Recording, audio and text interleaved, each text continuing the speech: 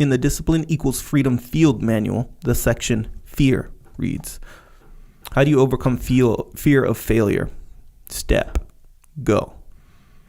But a previous entry reads, I don't want you to overcome fear of failure. I want you to be afraid of failure.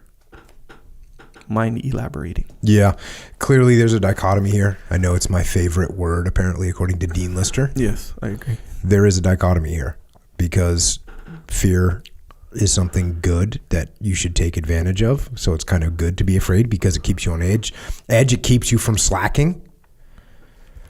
It keeps you preparing as much as you possibly can, and all that stuff is good. But at the same time, yes, if you go too far to the other end of the spectrum, fear gets a hold of you and you can't overcome it. So you freeze or you cower or you run away, and none of those are good reactions.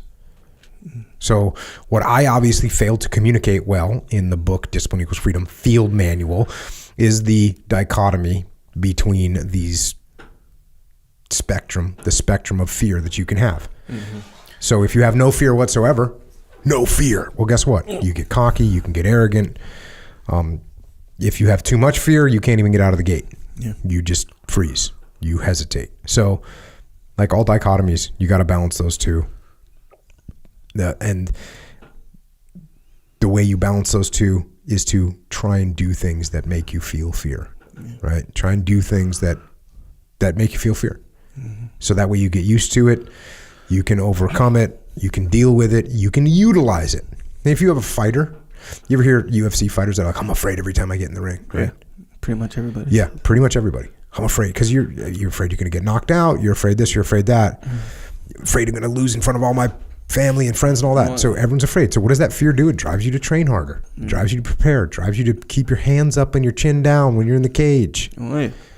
So yeah, there's a healthy level of fear. It can also get the best of you. So keep it balanced.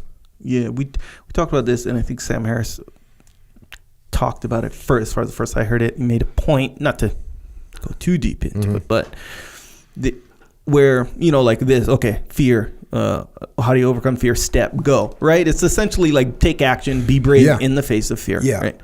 But if there's no fear, it's kind of like, you're not really being brave. You're not, kind of thing. Well, that's true too. Yeah, so consider that notion, right? So you say, I want you to be afraid of failure. Oh yeah, be afraid of failure, but you still got to step. You still got to go. You still got to be brave, kind of thing. So they do actually kind of complement each other, really, unless you think like, oh yeah, overcome fear, meaning like I'm not scared of it anymore. It's literally not fear. It's always fear, but it's less about the fear being, reduced to zero. It's more about being brave. Training yourself to be brave. Embrace the with fear. Yeah. Embrace the fear. And so to continue with that thought, in order to embrace the fear, what do? You step. You go into it. So there you go. There's your answer. Cool.